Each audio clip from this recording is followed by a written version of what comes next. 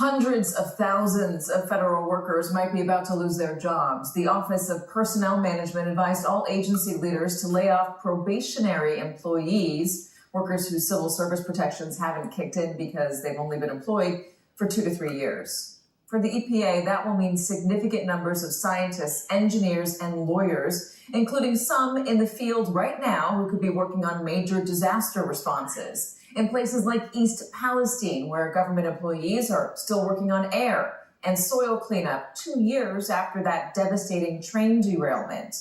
And North Carolina, where EPA officials are supporting FEMA in the aftermath of Hurricane Helene. And in Los Angeles, where folks assisting in wildfire cleanup are getting put on administrative leave. Joining us now, President of AFGE Council 238, representing EPA employees across the country, Marie Owens-Powell. Thanks so much for being here. Who exactly is at risk right now? I just mentioned folks that are in the field cleaning up. Can you give us a little bit more? Sure, absolutely. Who's at risk is everybody in the country.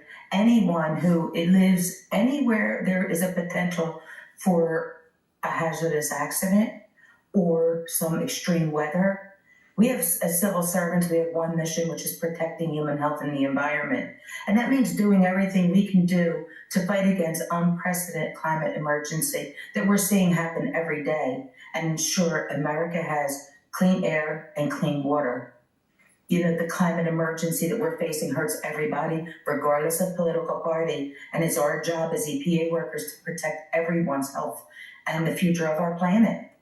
Do you know if these layoffs are going to be surgical? I mean, or is it just going to come down and they're just going to lay everybody off? Are they going to consider people who might be working at the moment on East Palestine or on the aftermath of Hurricane Helene or in the California wildfires? That's a great question, and we have been asking the agency for the better part of a week for an updated list of individuals who they thought would be impacted, to no avail. We have not received that list.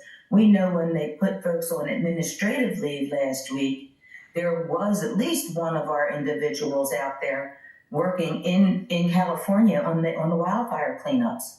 Were it not for AFG's involvement to get that employee put back on regular work schedule, they would have been stuck out there, because when you're put on administrative leave or when you're terminated as a probationary employee, you immediately lose access to all of our systems, including the system where you would book your airfare.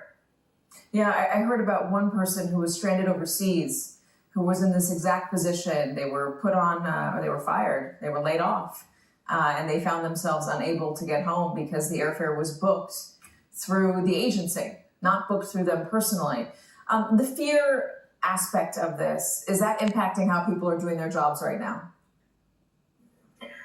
Our employees are just so dedicated to the mission of the agency. They truly have a calling. They truly believe in the protection of human health and the environment. But it has been so difficult. Every day when we log onto our computers, there's something new.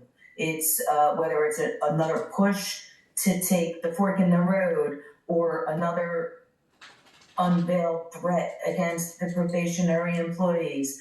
It has been extremely difficult. Morale is like the lowest that I have ever seen.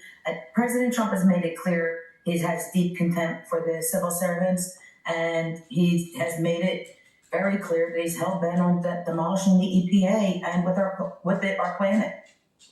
All right. Thank you so much for joining us on this crazy story. Thank you for Marie Owens-Powell. Appreciate it.